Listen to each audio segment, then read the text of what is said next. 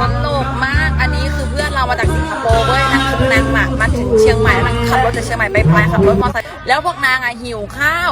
นางก็เห็นว่าอีซุ้มเนี้ยน่าจะเป็นร้านขายอาหารริมทางนางก็เข้าไปนั่งเลยปรากฏว่าเป็นซุ้มงานแต่ง